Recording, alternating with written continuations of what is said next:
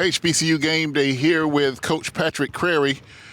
Coach has on some different colors the last time he was here. But Coach, how's it feeling right now?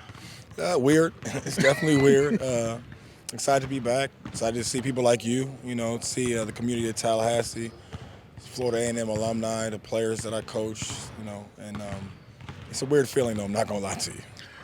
Well, Coach, speaking on behalf of myself only, I can only speak on behalf of myself. You did what your job was when you were here. And so now you're at Grambling State, another historic HBCU, and trying to keep the momentum going with the Grambling Tigers. So far this season, what have you seen from your team? I've seen some highs. I think we played it very well in Atlanta. Start off 2-0 in SWAC play, and then we've seen lows, like all of us on this level, playing high major teams. Dropping one last night, that we're still thinking about. So just happy about our guys and the growth they've shown so far in the first half of the season, and look forward to them building over the next few weeks. Coach, you're a long way from D.C. of those days of coaching there, and had quite an experience on the Division I level in such a short period of time in your career. Just talk about the differences in where you were and where you are now. Well, for me, I've always made everything the biggest place I am.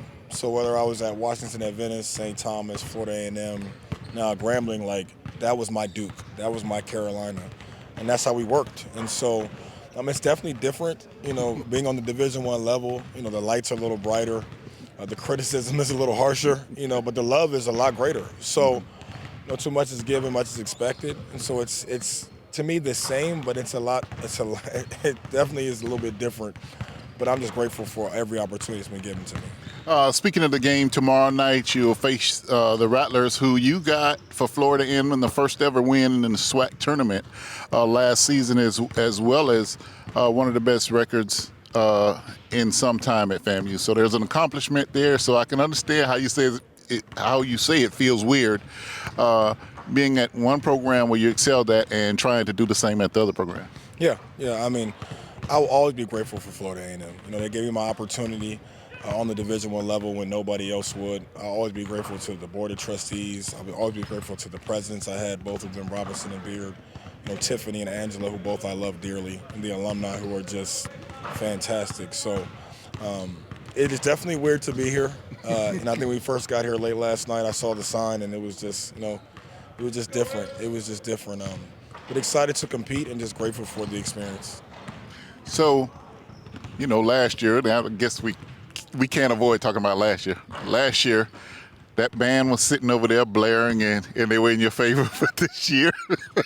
They can be quite some characters, so you should at least have some preparation and be able to prepare your team for the environment here at the Lawson Center. Oh, Bethune reminded me of what it's like to play on SWAC on the road, so I think we'll be good. I know it's going to be a rowdy situation here, which I like. We all know I like it, so that will be different as well, but excited to really just play the game. This is a game that I really just want to be done with and really get it over with. Right. All right, Coach, we are welcome back to Tallahassee. Good to see you progressing.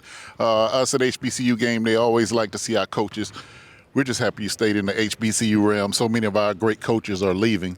Tomorrow night, the Rattlers will face and host the Grambling State Tigers. Coach Patrick Crarey II will be on the opposite sideline, opposite dressing room. Be a great time tomorrow at the Lawson Center.